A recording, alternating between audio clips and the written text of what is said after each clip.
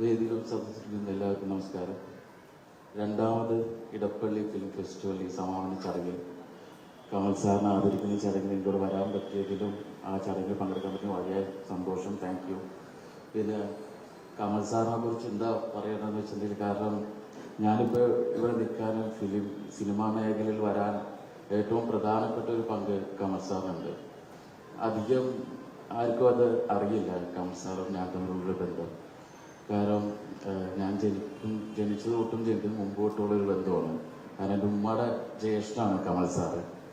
അങ്ങനെ കുടുംബത്തിൽ തന്നെ അങ്ങനെ വളരെയധികം കാലങ്ങളായിട്ട് അങ്ങനെ സിനിമയിൽ വന്ന് കമൽ സാറിനെ കണ്ട് സിനിമ വീട്ടിൽ വാപ്പ ഫിലിം വർക്ക് ചെയ്യുന്നുണ്ടെങ്കിൽ പോലും കമൽ സാറിൻ്റെ കൂടെ വർക്ക് ചെയ്യണം എന്നുള്ളൊരു എന്താ പറയുക, എപ്പോഴും ഞാൻ ഉമ്മയുടെ തന്നെ സംസാരിക്കും.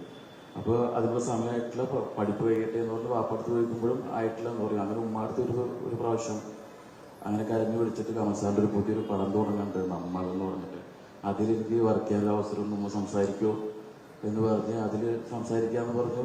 ഉമ്മ കമൽ സാറിന് സംസാരിച്ചു.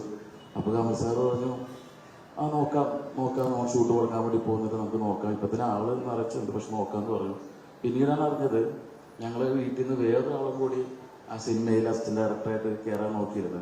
അപ്പോൾ കമൽ സാർ ഉമ്മടുത്ത് പറഞ്ഞു, നമ്മുടെ കുടുംബത്തിൽ നിന്ന് രണ്ടുപേരും എടുക്കാൻ പറ്റില്ല, നിറച്ച് അസിസ്റ്റന്റ് ഡയറക്ടേഴ്സ്മാരുണ്ട്, അപ്പോൾ അതുകൊണ്ട് ഏതെങ്കിലും ഒരാളെടുക്കാം.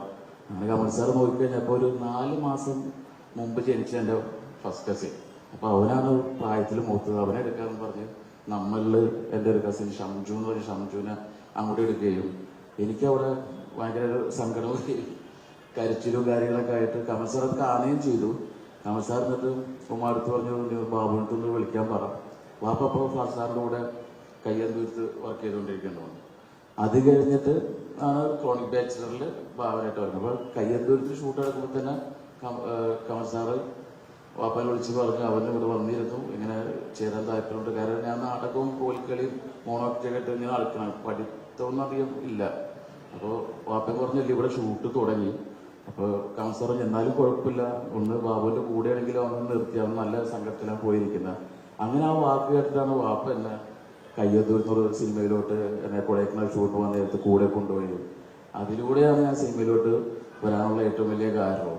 അപ്പം അത് എന്തുവന്നാലും വളരെയധികം സന്തോഷമുള്ളൊരു കാര്യമാണ്. കാരണം ഇത് ഞാൻ ആരും അങ്ങനെ അധികം പറഞ്ഞിട്ടില്ല കമൽ സാറിന്. ഇവിടെ ഇരിക്കുമ്പോൾ കമൽ സാർ എന്ന് പറയും, വീട്ടിലെത്തുമ്പോൾ ഞങ്ങൾ കമാൽക്കാരനാണ് വിളിക്കുന്നത്.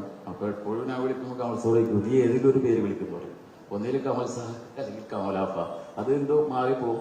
കാരണം എല്ലാ ചടങ്ങുകളിലും കുടുംബത്തിലാണെങ്കിലും ഫിലിമിൻ്റെ സ്ഥലത്താണെങ്കിൽ പോലും എപ്പോഴും ഏറ്റവും കൂടുതൽ കാണുന്നത് കമൽ സാറിൻ്റെയാണ്. അതുകൊണ്ട് തന്നെ കമൽ സാറിനോട് വർക്ക് ചെയ്യാനുള്ള ആഗ്രഹത്തിലാണ്. കാരണം നേരത്തെ ആഷിഫ് ഭായി പറഞ്ഞ പോലെ തന്നെ ഒരു അസിസ്റ്റന്റ് ഡയറക്ടേഴ്സിൻ്റെ അടുത്തുള്ളൊരു സൗഹൃദം വളരെ വളരെ ഭംഗിയാണ്. പിന്നെ അതുമാത്രമല്ല, സാറിൻ്റെ പടങ്ങളിൽ അന്നു മുതൽ ഇന്ന് വരെ നോക്കിയിട്ടുണ്ടെങ്കിൽ തന്നെ എല്ലാ സിനിമകളിലും വർക്ക് ചെയ്ത ഒരു പടത്തിലുണ്ടായിരുന്ന അസിസ്റ്റന്റ് ഡയറക്ടേഴ്സ് തന്നെയാണ് ബാക്കിയുള്ള കുറേ പടങ്ങളിൽ വർക്ക് ചെയ്ത് വന്ന് അതിലൂടെ ഓരോരുത്തരുടെ ഡയറക്ടറായിട്ടാണ് പോയിട്ടുള്ളത്.